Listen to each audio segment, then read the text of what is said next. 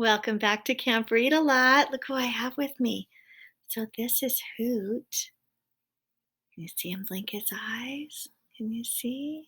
I don't know. I have to turn up the light a little bit. Anyway, he's here today. Oh, he's such a nice guy. And his lovely wife, Hedwig. They're here with me tonight because the story that I'm going to read is about an owl.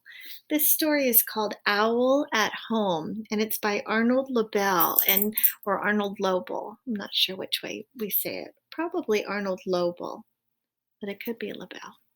Anyway, he also wrote the Frog and Toad books, which I really love. And you'll have to look for those. I don't know if you've been exploring in our Camp Read a Lot website, but there are so many fun treasures for you to find.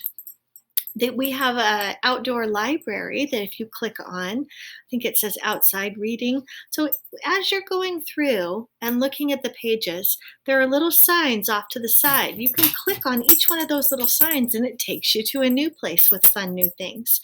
So go exploring.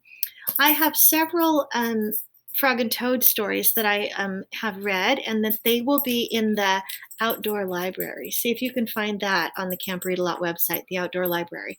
There also are some fun books that are Miss Lemos read Madeline in Spanish this week, and I'm hoping to get a Spanish book read and recorded this week as well. So look for those in the outside library. Owl at Home, Arnold Lobel. So, because this is a chapter book, it lists a table of contents. The first chapter is called The Guest, Strange Bumps, Tearwater Tea, Upstairs and Downstairs, and Owl and the Moon. And look at, there's Owl there. Okay. The Guest. Owl was home. How good it feels to be sitting by this fire, said Owl. It does feel good to be sitting by the fire tonight. It is so cold and snowy outside. Owl was eating buttered toast and hot pea soup for supper. There he is.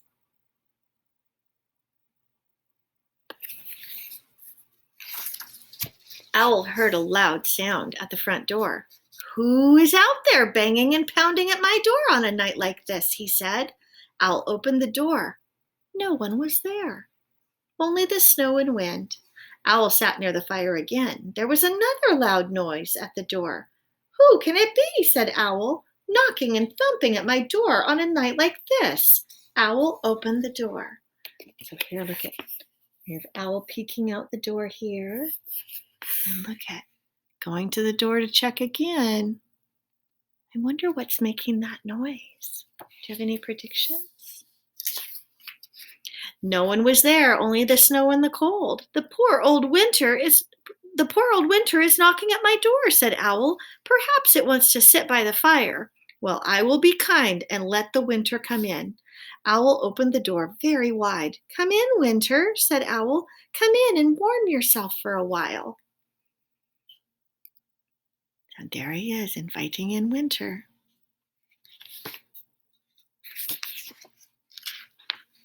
Winter came into the house. It came in very fast. A cold wind pushed Owl against the wall. Winter ran around the room and it blew out the fire in the fireplace. Oh my.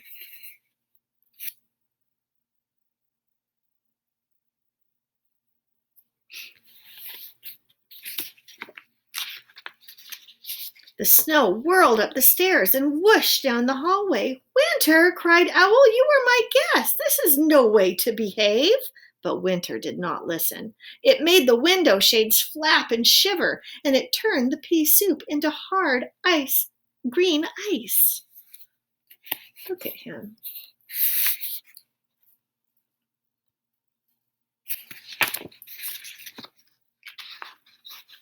Owl made a new, I skipped a page. Whoopsie. Winter went into all the rooms of Owl's house. Soon everything was covered with snow. You must go, Winter, shouted Owl. Go away right now. The wind blew around and around. Then Winter rushed out and slammed the front door. Goodbye, called Owl, and do not come back.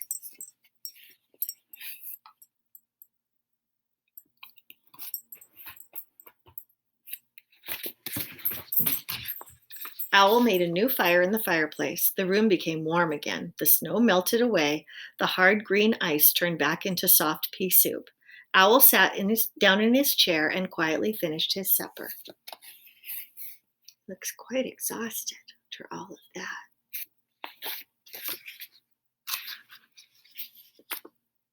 Strange bumps. This is chapter 2.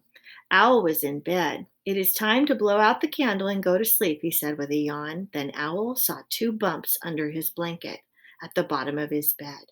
"What can those strange bumps be?" asked Owl. Do you see the bumps? I wonder what those are. Owl lifted up the blanket. He looked down into the bed. All he could see was darkness. Owl tried to sleep, but he could not. "What if those 2 strange bumps grow bigger and bigger while I'm asleep?" said Owl. "That would not be pleasant."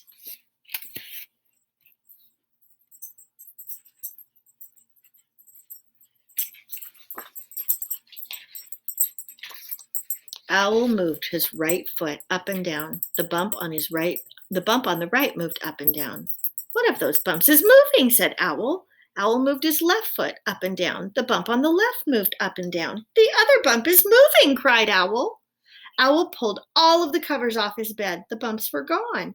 All Owl could see at the bottom of the bed were his own 2 feet. Oh, I bet I know what the bumps were.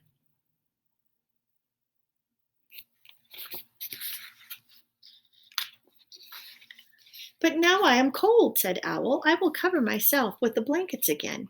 As soon as he did, he saw the same 2 bumps. "Those bumps are back," shouted Owl. "Bumps, bumps, bumps! I will never sleep tonight."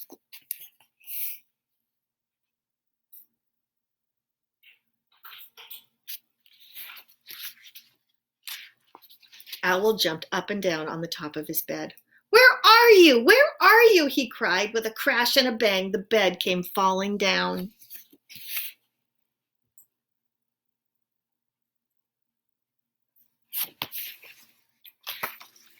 Owl ran down the stairs. He sat in his chair near the fire. "I will let those strange bumps sit on my bed all by themselves," said Owl. "Let them grow as big as they wish. I will sleep right here where I am safe." And that is what he did. You see him going down the stairs and falling asleep in his chair. This next chapter is called Tear Water Tea. Owl took the kettle out of the cupboard. "Tonight I will make tear-watered tea," he said. He put the kettle on his lap. "Now," said Owl, "I will begin." Owl sat very still. He began to think of things that were sad.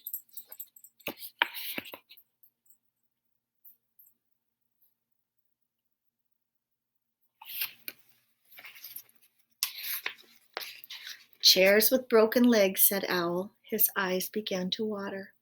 "Songs that cannot be sung," said Owl, "because the words have been forgotten." Owl began to cry. A large tear rolled down and dropped into the kettle. "Spoons that have fallen behind the stove."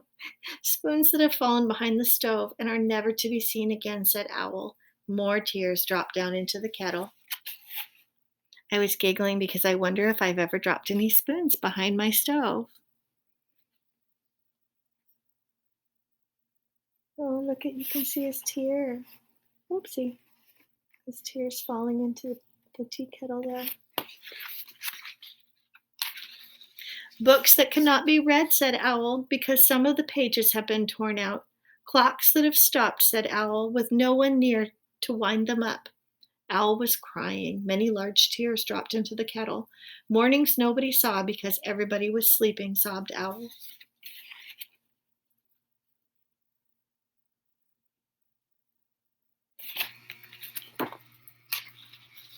"Mashed potatoes left on a plate," he cried, "because no one wanted to eat them, and pencils that are too short to use." Owl thought about many other sad things. He cried and cried. Soon the kettle was all filled up with tears.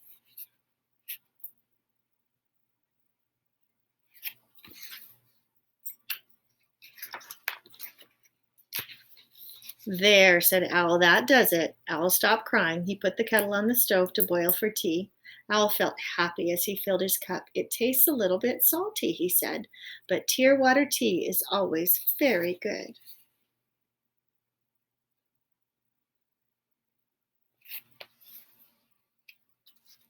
If you were to make tear water tea, what things would you say or think about that would make you cry?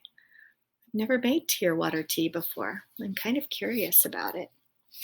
This chapter is called Upstairs and Downstairs. Owl's house had an upstairs and a downstairs. There were 20 steps on the stairway. Some of the time, Owl was upstairs in his bedroom. At other times, Owl was downstairs in his living room. Look at that beautiful bookshelf full of books. When Owl was downstairs, he said, I wonder how my upstairs is. When Owl was upstairs, he said, I wonder how my downstairs is getting along. I am always missing one place or the other. There must be a way, said Owl, to be upstairs and to be downstairs at the same time. Perhaps if I run very, very fast, I can be in both places at once. Owl ran up the stairs. I am up, he said. Owl ran down the stairs. I am down, he said.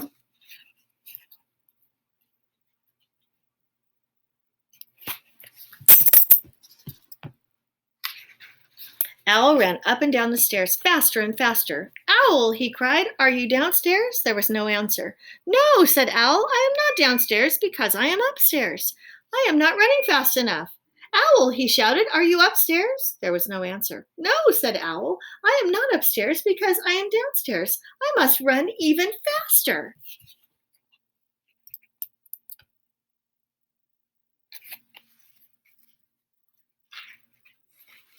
Faster, faster, faster, cried Owl. Owl ran upstairs and downstairs all evening, but he could not be in both places at once. Look, he ran so fast he left his slippers on the stairs.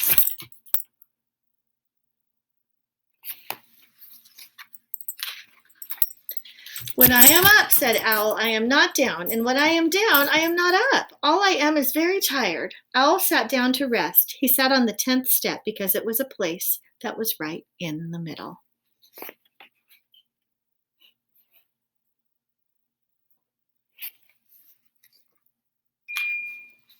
The last chapter is called Owl and the Moon. One night, Owl went down to the seashore. He sat on a large rock and looked out at the waves. Everything was dark. Then a small tip of the moon came up over the edge of the sea. Do you see it in the picture? Just a little bit of the moon popping up. Looks chilly there. Look at Owl's got his hat on and his big coat.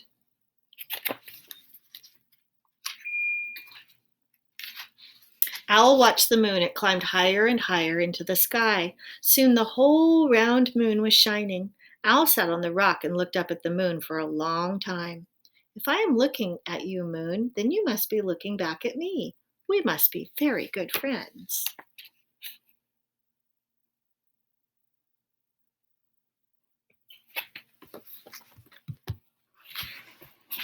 The moon did not answer, but Owl said, I will come back, and you will see again, moon. But now I must go home. Owl walked down the path. He looked up at the sky. The moon was still there. It was following him. Look at it. There he is. There's the moon.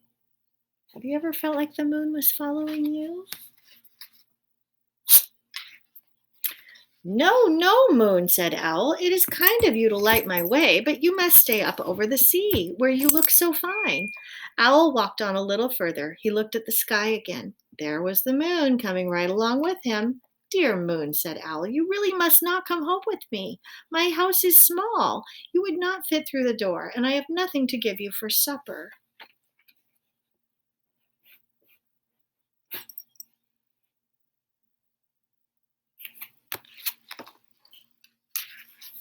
Owl kept on walking. The moon sailed after him over the tops of the trees. Moon, said Owl, I think that you do not hear me. Owl climbed to the top of a hill. He shouted as loudly as he could, Goodbye, Moon!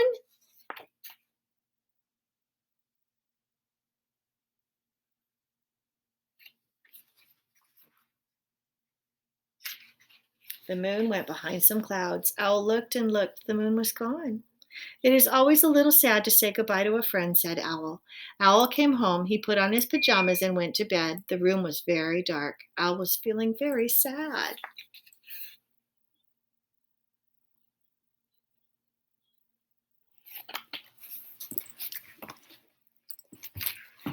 All at once, Owl's bedroom was filled with a silver light.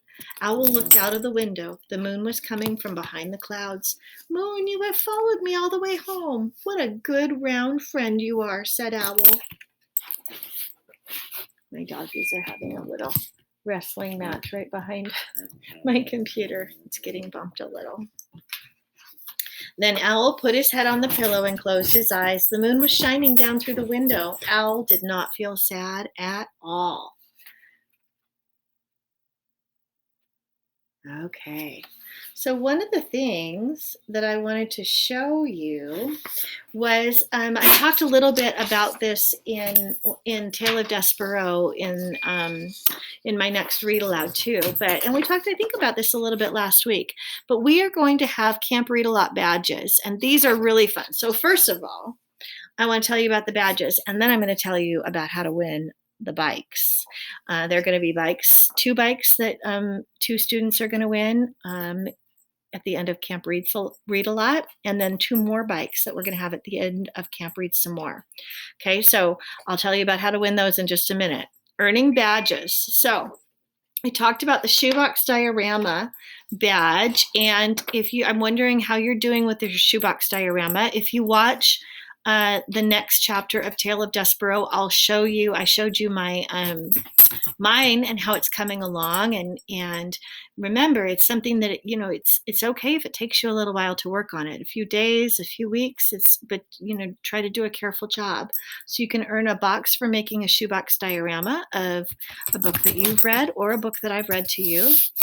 The shoebox diorama, remember, is like a little dollhouse kind of a thing that you build in a box. An author study is another badge that you can do, and I told you about that. You can see my doggie. That's Bodie. That's one of my dogs.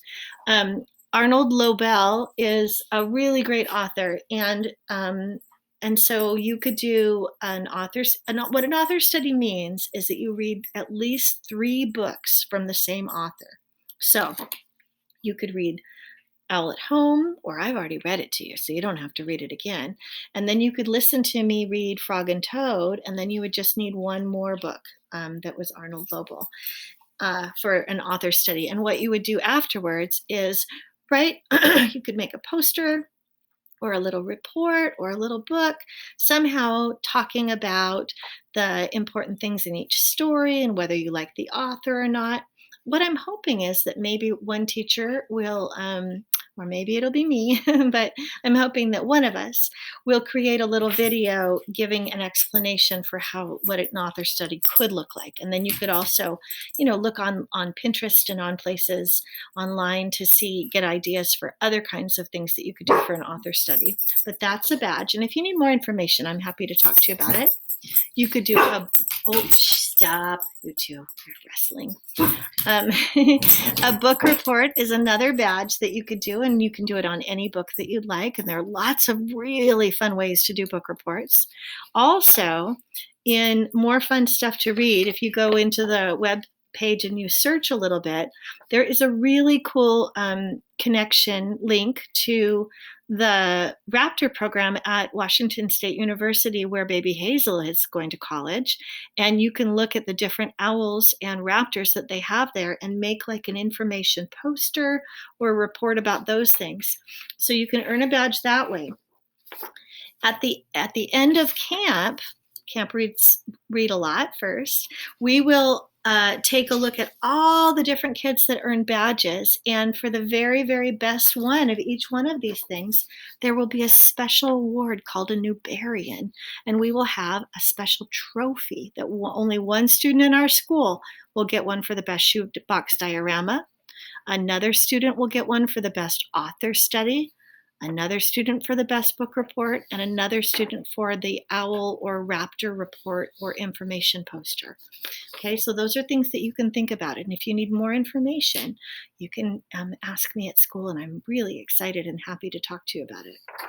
The other thing that I wanted to talk to you about is the bicycles and how we're going to give away the bicycles. So every time you participate, which means you join us and are actively involved in Camp Read a Lot, and you slip whatever it is onto a little piece of paper with your name on it and your teacher's name, and whatever the secret word is, or there are different kinds of things that people have been doing from watching different videos. And so watch videos and see.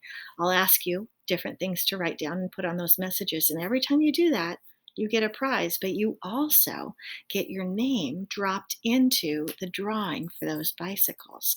So if you want a lot of chances to win those bicycles, do a lot of the activities and watch all the videos that are on Camp Read a Lot.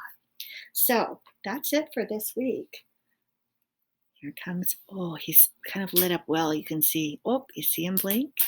Isn't he beautiful? Oh, we love him. He's such a good owl. And here's Hedgewick saying goodnight. I hope you guys had a fun night. Hope you curl up with a story and get some more reading in, and I'm excited to hear more from you. The last thing is I've had some people send me some really great pictures of you guys doing Camp Read a Lot at home. And so if your parents will send those pictures to me, they can email them to me. And my school email is there's a little place on the website for photos where you can get my email, or some of your parents have my phone number and you can text them to me so that we can hang them in the hallway and look at what you're doing, how you're celebrating Camp Read a Lot and participating. Anyway, have a really great night, kids. I'll talk to you next week. Bye.